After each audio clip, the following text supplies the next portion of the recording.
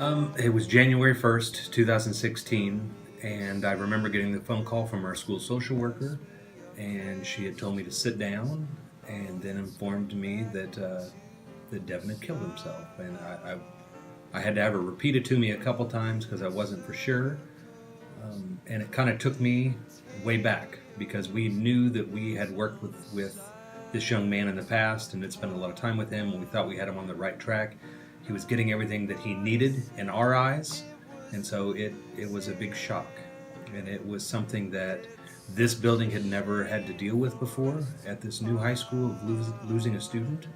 And so, being that we were on vacation, getting everyone together wasn't easy, but I was very impressed with the staff that came together as a family and met here at the school. And we allowed the students to come in and meet with us. And so it was very hard.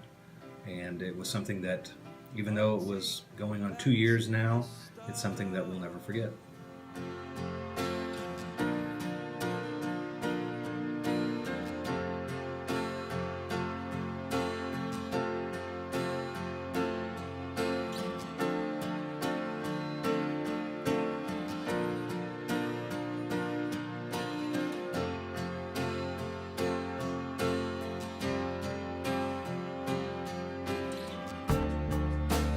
I was just guessing at numbers and figures, pulling the puzzles apart.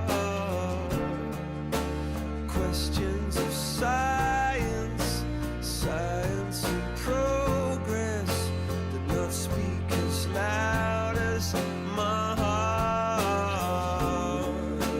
Tell me you love me, come back and haunt me. Oh, when I rush to the start, running in circles, chasing tails, coming back as we are. Well, we unfortunately have dealt with the aftermath of suicide in the last 2 or 3 years, more so than some other districts. It's been legislated through the legislature in 2018. All districts will adopt a suicide prevention program, and so we are basically doing it a year ahead of mandate. We sent some people out to see this program and to talk to some companies and individuals, districts that have dealt with this, and we felt like this was a program that we could implement that would better educate our staff and our students on what these signs are, to better see how to identify students that may be at risk, and hopefully help those students get the help that they need in order to live a productive life. So first of all, Stella is a therapy dog in training, and which is quite a bit different than a service dog.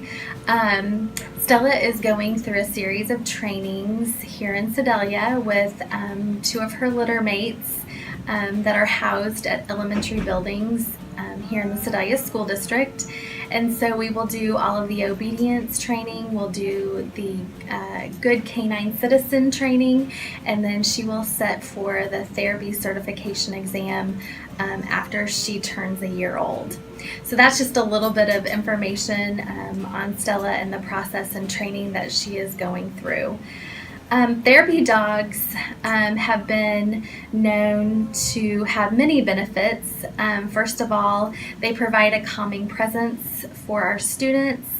They provide many benefits for autistic children. They help students form bonds. In the elementary level, they have been proven to help students learn how to read. They can be used as a positive reward. So that's some of the benefits. It was important. Link Crew is a freshman connection program. It connects freshmen to not only upperclassmen, but to the programs and athletic and activities that we have in place, and tries to make them feel at home on day one all the way through graduation. So every freshman in this building is linked up with a group of upperclassmen, and those upperclassmen work with social activities with them, inviting them to football games, having a Christmas gathering they just had Thanksgiving baskets, and also goes into their seminars and works with them on academic focuses. So this whole Link Crew approach tries to make the students more well-rounded and make them connected, and shows that their upperclassmen care about not only them being connected, but also their academics. Oh, let's go back to the start. Running in circles, coming in tails, heads on the sides apart. Nobody said it was easy. It's such a shame for us to part. Nobody Well, I think there's still a lot of work to be done in the overall community. Teen suicide is not a school district responsibility. We are part of the solution. We're not the solution. Teen and young adult suicide is something that a community has to embrace and work toward helping those folks with mental illness find some help. We are partnering with Katy Trail Health Center in a grant that will give us some more resources to help students and also maybe help some adults in the community. We spend a lot of resources through our therapy dogs, through our programs. We hired an additional school psychologist. We have a behavior interventionist. Now we have 2 school psychologists. We have 13 social workers. We have spent a lot of money to try to meet the basic needs of our students. And this Katy Trail Health grant hopefully will help us to help some of the adults in the community as well. As we spend these large resources on the students, sometimes they go home to mentally ill parents. And the positive reinforcement that we've worked on kind of gets unraveled at that point. And so we're hoping that this grant can help with the start.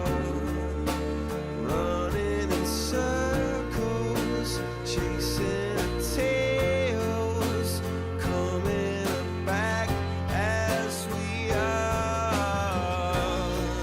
Nobody's Talk to your kid.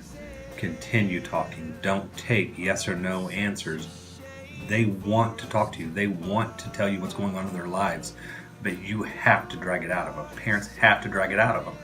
It is not okay to ignore, but it is okay to say there's something wrong. Don't be afraid if your student or child is struggling with a mental illness. Go get them help. There's nothing wrong with it. The stigma, I do believe, in the generation where our parents are right now, was that mental health is a bad word and that you try to hide and keep it and don't let anyone else know. We're past that point now. You have to talk to your kids.